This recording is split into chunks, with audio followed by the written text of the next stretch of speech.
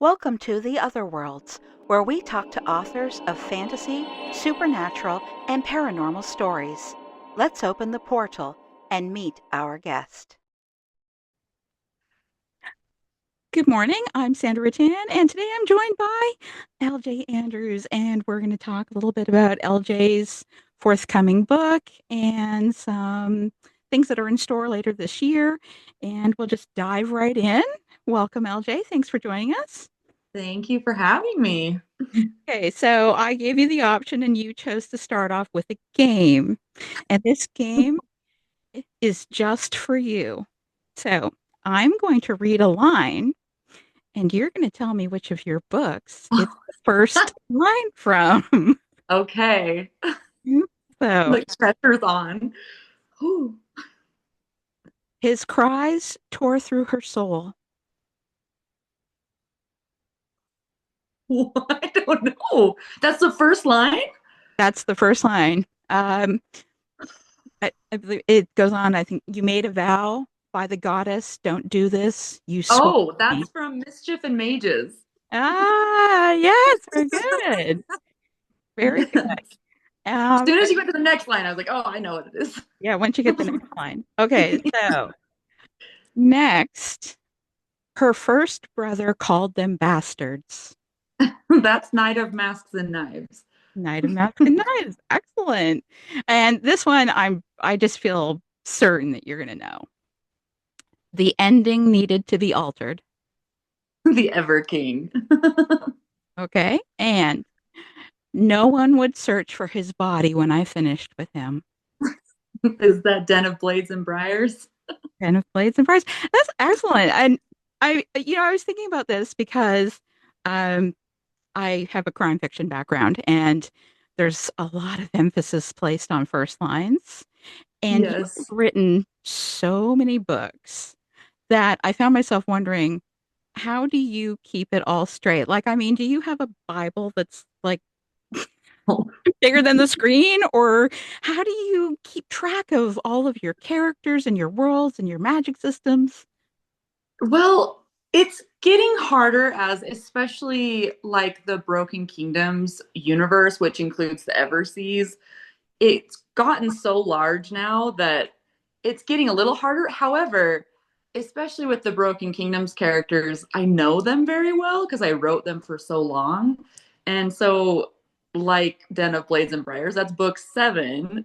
I just knew how they would talk like right away. The magic, though, we actually started a membership program where like I create magical abilities for people who join, and I'm like, I'm out of ideas. So I had to really think. I was like, I think I'm running out of my magic ideas. So sometimes it's like I can come up with it so much easier as I'm writing a book. But if I just stop and think, I'm like, what should that magic person do? And I'm like, I don't know. I'm out of ideas. But I don't track things probably as well as I should. I've recently started to write things like in an Excel sheet to keep more descriptions of what they look like. Because sometimes I'll mix it up, and especially like eye color, and so I've it's more of that. But I don't know. Kind of once I have their personality, I kind of just I feel like they just speak as they would speak sometimes. Once I really get to know them, because that's something I do. I don't know if all people do it, but I really develop their personality profile, and that helps me write a little bit easier because everyone's so different that you don't want them to sound the same as much as you can because it's coming from one person. Obviously you want them to sound like different people on the page, so I really try to break down their personality profiles so that maybe their responses come more natural, like a person with this personality would say this, like type of things. That's why your characters seem so real to us, then. That must I be the hope so. secret behind it. Yeah, I mean, every time I open up one of your books, I'm just, oh, I'm right there Good. into that world. And I know that you're having a lot of transitions this year. You have your first trad published book coming out, and I know that there's a lot of differences between self-publishing and trad publishing and stepping into that world. How are you doing with all of that? It's been so fun to learn from the people at Berkeley and Ace. They have taught me so much about a different side of things. I have learned because as indie, my focus was on my ebooks a lot, and they're more like the print books, and so I've learned a lot about distribution and how it can stretch and go to like so many different areas that I didn't have access to so much as an indie. And so they have been so fabulous, and I've learned so much, and it's been really fun to learn their editing process, which is different. And like they go through a lot of developmentals, and it goes to copy edits, and then I get pass pages, which I was like, what's a pass page? And they're like, you read through it and see what you think, and then it goes to the proofreaders and stuff. And so it's definitely, I can see why it's a slower process, if that makes sense. Like I can decide I'm going to release this book as an indie, and I release it in a month or two, where I can see why the process, people release a book a year type of, thing, usually in traditional. And so it's been a lot of fun to see both worlds. I feel really blessed and fortunate to get a chance to see both sides. So it's been a transition though. I've been nervous more with the Everseas going trad too. That was hard to hit unpublished just last week. But I'm really excited. It's in good hands, so I'm really excited to see where it goes with Berkeley and Ace. And so I'm really pumped about that, and really excited to see what happens with Broken Souls and Bones next month. It'll be my first traditional release. So Well, we're all on a ride. I've already read it, and I don't think you have anything to worry about. I will not say anything in terms of spoilers, so Yeah, it's don't got have a to worry. lot. But yeah, I might have something to say to you after we're done recording. Yeah. Yeah, that was a fun book. My from the original premise that we submit, and it changed a lot. And so my editor was really fun. She's like, that's different, but like in a good way, like plot twist. So that was a fun one to write to So like surprise people. you're not a rigid plotter. You're willing to shift as Oh yes, all my books change, which was something I did have to get used to too with the editing. Because as an indie, I'm like, I'm changing things like 3 days before we publish. Where with this, nope, we've got to finish it. So that was something to get used to as well. yeah. But no, I'm a both. I think I panster it and plot at the same. Like I have to write things down to get me started, but I have never had a book that is the same as the original idea. So. Yeah, there can be quite a transition between the idea to Oh, the actual release, and I find that for myself sometimes I'm thinking, oh, which version are we at here? Like, I know. do you have that ever happen? Like where you go, oh no, wait a second, that doesn't happen anymore. Yeah. Oh, yeah. I actually did write a line once. I think it was in The Mist Thief because I had an original idea, and I think I wrote a scene that had that was stuck with that original idea, but I had deleted it out. And so the editor was like, what happened? Where did this come from?" And I was like, "Oh, sorry, that was from the first train of thought." So, Yeah, oh yeah, that was something different now. yeah. So. So obviously your characters have very strongly defined personalities. So which one is the most vocal in your head? Well, Ari from the Broken Kingdom is just a talker, so he's always talking. But no, I don't know. I resonate a lot with Livia from the Everseas because I have that her anxiety is kind of my own struggle. I have a lot of anxiety, but I feel like whatever book I'm writing, I get really connected to those characters. So right now I'm really in the Broken Souls and Bones world. However, I have a really soft spot for Case Erickson, who is in Night. He's the main male character in books 4 through 6 of my Broken Kingdoms because he was actually my first one. I actually wrote book 4 first. So I've been with him the longest. And so I have a lot of love for the thieves. He's like the leader of thieves. And so I really love them. But I think Eric Bloodsinger, though, he was the saddest for me to write because he had so many issues that like had happened to him that when he was so innocent that I just want to hug him all the time, even though Don't, he wouldn't like it. don't He we wouldn't all? like it. But I want to hug him all the time. Okay, So so you even find him the saddest even after writing Rourke? And am I saying it right? I mean, Rourke, yeah. Yeah. Yeah, they're both they both have things. I just feel like a lot, well, they both had stuff that happened to them when they couldn't help it. Eric was just so little because I wrote him as a little boy too in the Broken Kingdom. So I don't know if it's just like he was like a baby when I first wrote him that I was like, oh, people were so mean to him. So I think Rourke has more respect from others than Eric did. And so he was very isolated. So I think that's why I feel sad for Eric a lot more than, well, I don't know. You've got me. I kind of feel bad for both. Yeah. They both have a lot of Yeah. trauma in their background. And I'm just wondering, how do you approach writing a character with that kind of trauma that you yourself don't have?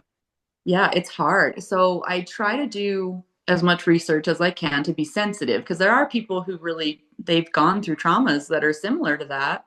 So I really try to think and like talk to people who I have a lot of mental health professionals in my family, and they are beyond helpful, like when you deal with the psychology of it. And so I've talked to them, like with Rourke, for example, I'm lucky, I have a lot of medical people in my family. So like with his he doesn't speak, he does sign language. I talk to my brother-in-law's an audiologist to like be sensitive to people who don't speak. And things like that, at least verbally, you know? And so I try to just be really sensitive and really think of how someone could possibly react if they've been through certain things like that. So that's why Eric's rather prickly at first. Because I mean, realistically, if you've been through what he's been through, you're not going to be a cozy little teddy bear. You're going to be very suspicious of everyone. And so I try to do that. I just try to get research and I try to talk to people who have experience, especially with mental health fields, because that's where I think a lot of our trauma comes from is like, you know, things our mind tells us and stuff like that. So I just try to be as sensitive as I can. Now, So, you but said it that is hard. you said that you share Livia's anxiety, and Mm-hmm. does that help you as you're writing some of the different characters to be sensitive to how they may feel? Oh yeah, 100%. And it's also a way that's why I love writing though, is because you kind of take things from yourself, at least I do, and then your character solves it. So like in real life, you're like, it's like you almost help for me, it's kind of a cathartic way to solve problems in my own life. Be like, they can do it, I can do it. Like this is what I would do. Because you kind of go to a new person where I think there's a lot of doubt within our own selves. Sometimes we like question ourselves a lot more. But if I can write her doing it, you know, then it's like it kind of helps my brain almost be like, see, you can do it. That's how you would do it. So it's like, you know, that's how you would handle it. Let's do that in real life type thing. So definitely, I think there's little bits of my own experiences in most of the characters that I write. Writing is therapy, right? Yes, absolutely. It's escapism for sure, just like reading. So, But when it comes to you having anxiety, one of the things I was wondering about is how do you approach even things like this, where you're talking to somebody who you've never met before and they know all these things about you because they're a crazy stalker person, right? I mean, when you're dealing with people at an event and you have a lineup of people mhm, and they're all talking to you about personal things and you don't know these people. I mean, on the one hand, it's wonderful because mhm. people have obviously formed a connection with you, but how do you cope with the anxiety to deal with those public facing situations? Well, a lot of ways for me personally. First of all, I sincerely, from the depths of my heart, love and appreciate anyone who wants to come talk to me because I wouldn't be where I am without people who read my books.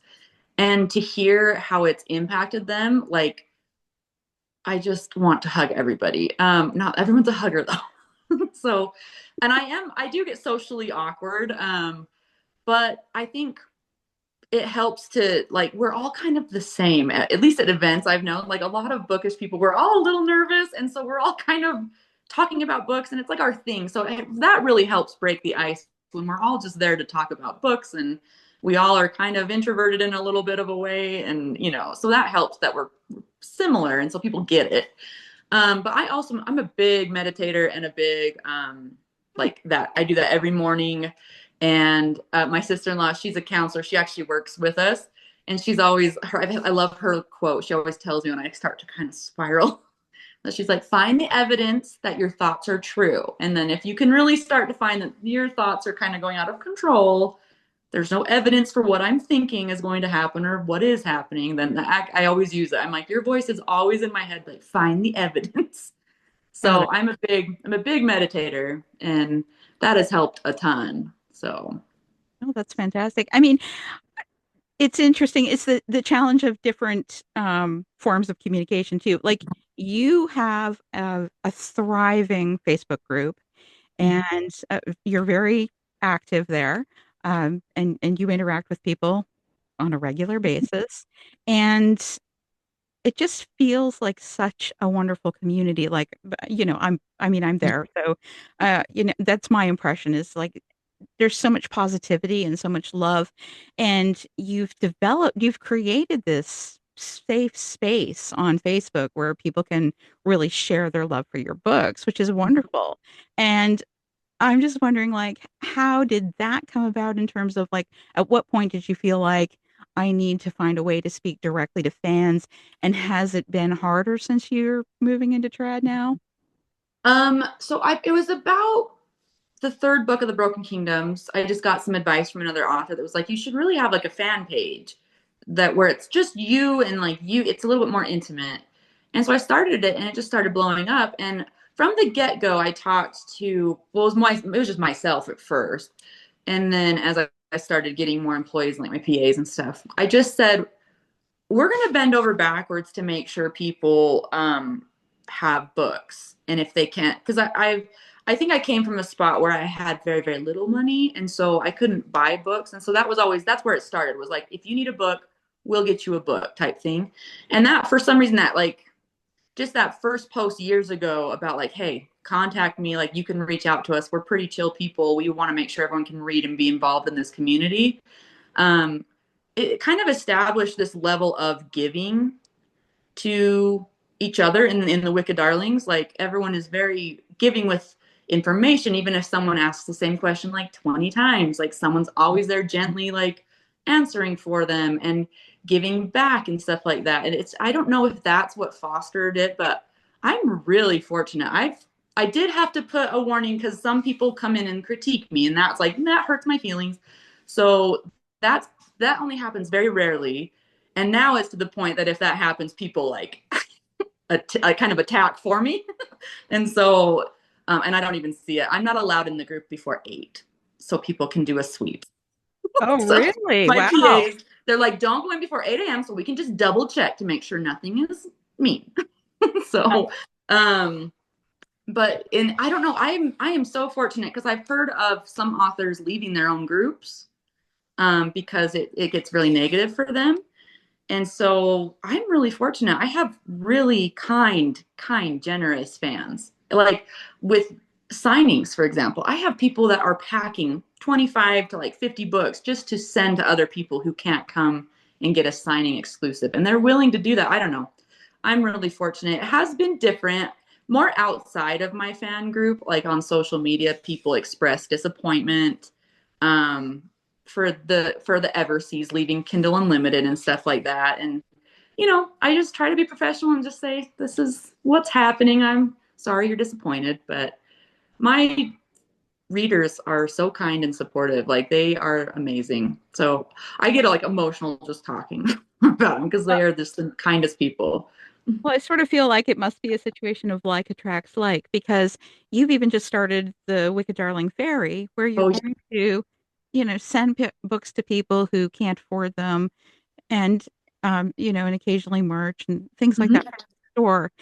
How did that come about?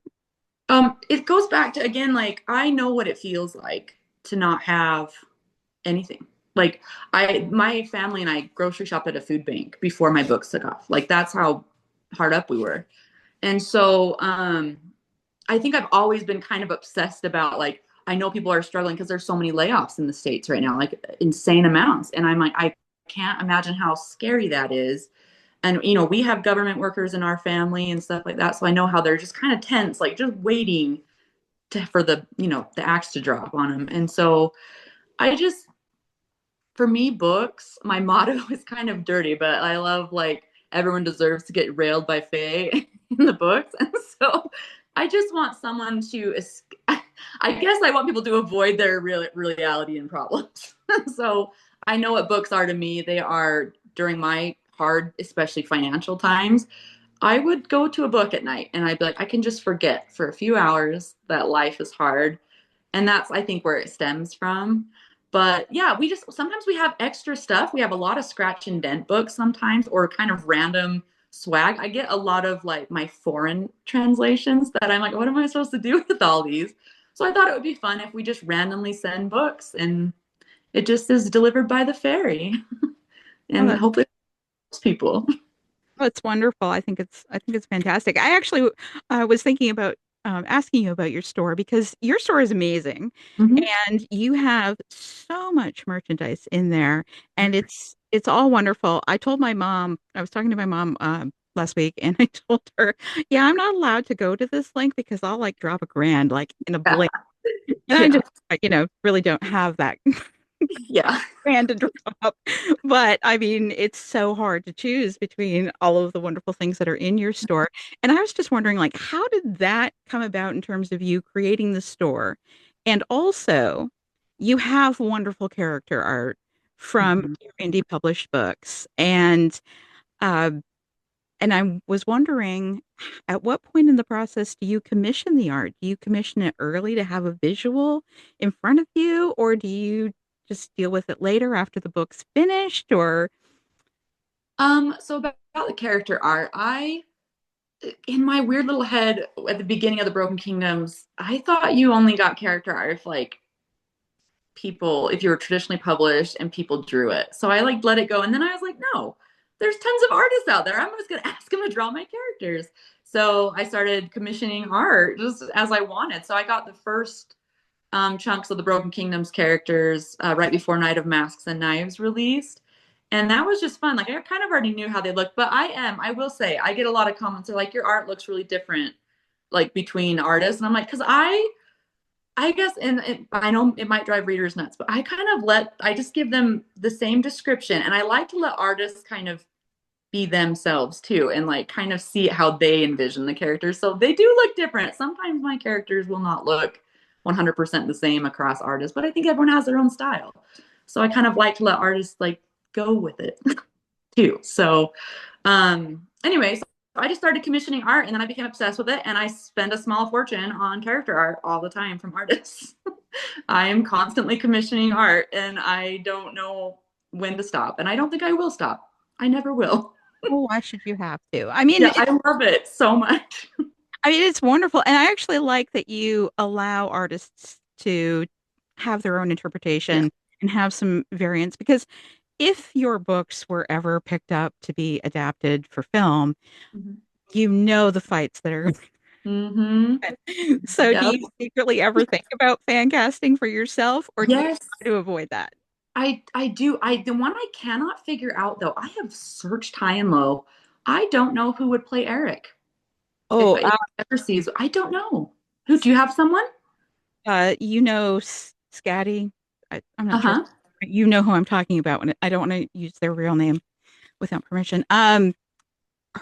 We did a fan cast. Yeah, Okay. um and his name is of course right out of my head right now, but he played the bear in Reservation Dogs. I'll send Oh, you okay. Yeah. Send me an image because I'll I'm send like, you a link. he's the one that I've struggled with, and I honestly I've forgotten a lot of my other ones, but I love Henry Cavill like everyone. I'm like he's so handsome, but I don't know if he would fit any of my characters because I don't know. I'm terrible at fan casting to be honest, but I don't watch a lot of TV either, so I don't know.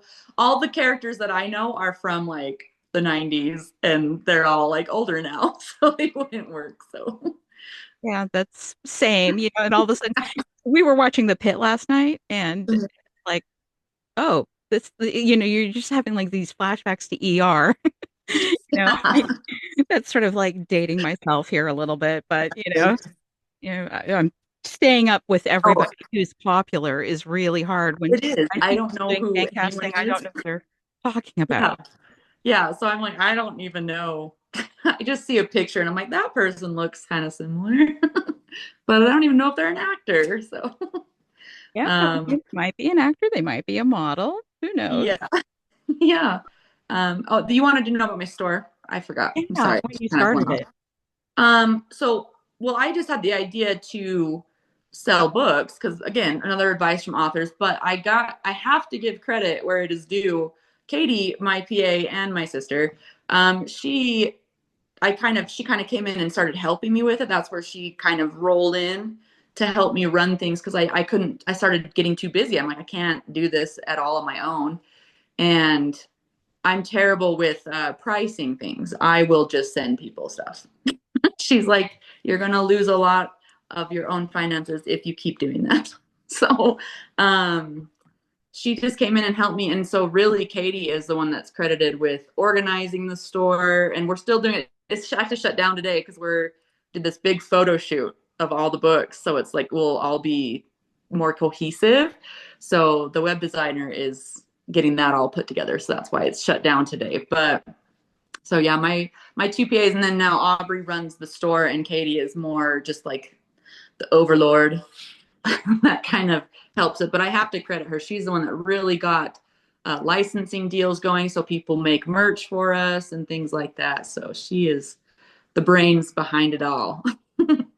Well, it's great to have great people behind you Yeah. because writing can be very isolating and it can be very overwhelming to manage everything. So it sounds like you have an excellent team who Oh has come yeah. together to support you. I told him, I was like, I can't do it anymore without you. We've gotten to the point where it's like, we call ourselves the mafia. I was like, we have to get it checked by the family and stuff like that. So, because I was like, I can't do it without you. It's, they've got to help me. So, I can write the books. They got to do all the other stuff. Sounds fair. Okay, so um, I came into your work through the Ever King. So I wanted to ask you about this one scene with Eric and Livia. And it's a scene where Eric elevates Livia and makes it very clear that she is equal to him. And I was just kind of wondering, like, how did it come about for you? Like, how important was it for you that Eric be such a really a feminist and to make that kind of statement to his people and to her as well? Well, in my mind, it was always, he tried so hard to not be. He tried to fit in, but he never did because I hope this isn't spoiler. He had a mom first who taught him to be loving in the early years of his life. And then the only person who showed him kindness during the war in the prologue is Livia. And so it's almost like, in my mind, how their connection happened is just that it wasn't so much like a bond or fate or whatever. It's more that kindness that she showed him stuck with him. And he did truly see her as someone that, like, there's one line where he's like, you are a formidable foe. And when he's like helping her through her first bout of anxiety or whatever. And I think he sees her as powerful. He doesn't see her as less than because she is feisty in her own right, but she's also got this heart that he doesn't quite understand, in my opinion. Like, he's just like, how can you be so good? And then I don't get it, but like, I also want to get it. Does that make any sense? Like, he does see her as this powerful person, even though she's a woman. Like, that just doesn't compute with him like all the other misogynists in his kingdom. It doesn't make sense. Like, I hope I'm explaining this. Like, he sees her and he's like, you should be less than, according to what men in my kingdom tell me. But like, you're not, because you fight me, you love, you stand up, you're helping me even though I kidnapped you. Like, so she doesn't make a lot of sense to him, but also intrigues him, and he's obsessed with her. So I I think it's think he about, truly sees her. yeah, I mean, no, but at his core too, yes, he is a morally great character because he will do some things that Oh yeah. really aren't great. Like, but at the same time, when you read it, you completely understand. And you even kind of cheer it on because he stands up. Really, he stands up to bullies. He stands up to bad people. And Yep. and he's not willing to be a doormat, uh, Mhm. and which I have major respect for. And that resonates with me that he's willing to stand up for himself. And at the same time, he's willing to give people the value that they have. And that's based off Mhm. of what they show him of themselves, not what gender they are or which kingdom they came from, which is, Yeah. he knows he should hate Livia and her people, but he Mhm. actually can't, which is Yeah. Well, and I don't even think he hates her dad. He thinks he does. He pretends he does, but I think he has, like you said, and I think that's part of where I wrote his character to admire those things about Livia, because he kind of has them in himself too, that he won't acknowledge he does until he finally just breaks and is like, okay. Because, he's like you said, he does stand up for people, he does protect people, and he does love people. He just refuses to admit that he does. Like, you know what I mean? So, no, he's a fantastic character. So on that note, I'm going to ask you, in a fight, who would win, Rourke or Eric? they're both my broody. Oh, I don't know. Well, they both have really dangerous qualities. So I'm like, it depends on who got the upper hand for a split second, because Eric could poison him, but I don't want to spoil things for Rourke, but he could do something else too that could destroy Eric too. um, I think they would be evenly matched. I feel like Eric is less virtuous, if that makes sense. He would fight a little dirtier. Well, I don't know, because Rourke is he kind of goes brutal too. It might And then depend if on the if circumstance. Livia was, yeah, and if it was like threatening their ladies, there's no telling. They'd both lose their minds. So I don't know. That's my favorite thing. I have a type, someone who goes absolutely feral for anyone hurting their girl. So Which yeah, I don't that's a know. very fair type to have. So you're Yes. currently working on book 2 in the Stonegate series. Can you tell us anything about it? I won't press you. Yeah, I think this might appeal to the saucy readers. I think I've written my spiciest scene yet that I've ever written in book 2. I don't know where it came from. I had to have people read it to make sure I didn't just go off kilter, and they loved it. So yeah, I think I've got my sauciest scene I've ever written. Um, but I really like it. That's about as much as like I did create another.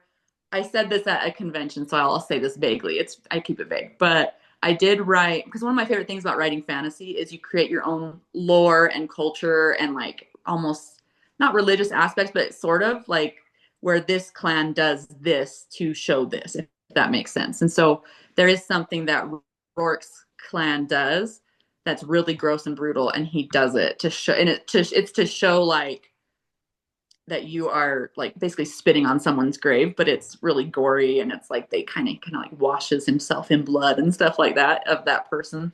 So that was gory. So yeah, I wrote something that he's unhinged a little bit. Well, that keeps them interesting because you never really know exactly where Yeah. you're going to go. So, and Yep. that definitely makes for some surprises along the way with the story. So, Yes. fantastic. So I guess, we'll have to wrap this up, unfortunately. So, one last question.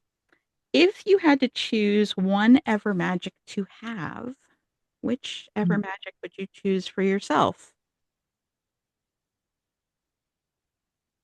Mm, If you prefer to choose one of the magics from Broken Souls and Bones, you can, but I didn't want to delve into yeah. that too much to give anything away. Let's see. The Everseas. There's so many different ones. Honestly, can I choose a Broken Kingdoms one? Sure. I would be a lie taster like Junius is. She's in the Everseas. She tastes in the Everqueen. She makes an appearance, as we know, and so I think I would be a lie taster or a Stormbringer. I'd stick by Stormbringer on the Evership and call the storms if I wanted to. That'd be cool too. Well, you do There's have so a much. lot. Yeah, you have a lot of cool magics I know. I'm like, there's so in many. different books, so it's hard to say, like, I know. just to pick one would be tricky. Well, thank you so much for joining me today and for Thank chatting. you. Could have gone on for another half hour here. I know. So I'll have to have you back sometime. And you have Broken Souls and Bones coming out end of April, and then you have the Ever King being re-released in Trad in August, and the Ever The ebook is up now. So the traditional ebooks are up. They're available now. But yeah, the hardbacks with extra bonus content that has never been seen will be released in August. Mm-hmm. and then the Ever Queen in September. Mm-hmm. And do you have And Miss any Thief in October. Steve in October? Wow. So you have a very busy year ahead of Yeah. you, very exciting. And I wish you all the best with all of those releases. I already have, I have the Ever King and Ever Queen pre-ordered, and I'll have to Oh, good. go get the Miss Thief pre-ordered too. Well, I hope So, you like all the bonus content that comes with them, the new ones. oh, So, I love seeing all the bonus content. And yeah. I mean, on that note, quick extra question. With the Everseas moving to Trad, will you be able to write any of your bonus novellas or short stories with those characters? Because I don't know. I gotta ask. They know, they are fully aware that I have a slight obsession with writing bonus scenes because it's not just fun for readers. It like helps me when I'm stuck. I'll write a bonus scene and it kind of gets me out. And so I got to talk to him. We have discussed some things like maybe possibly something with Broken Souls and Bones. So maybe we'll be able to do some things with the Everseas as well. So yeah, I'm just going to be in contact with them and things like that to see. I will do some that maybe they're in, like I have a scene I want to do with Stieg and Eric but that's in the Broken Kingdoms, right? When he's a little boy. So I thought of doing a scene with them. So like Eric's technically in it, but it's more like when he was in the Broken Kingdoms, if that makes sense. oh Like yeah, that does. not grown Eric and stuff. So we'll see. I'll talk to the publisher and see what we can do there because I love it. I love to write things and And I think so, it's such a wonderful way to bring the readers back into your world too. And it yeah, gets it us all deepens excited. it. Yeah. Okay, well, thank you so much for joining me. You're welcome. Thank you.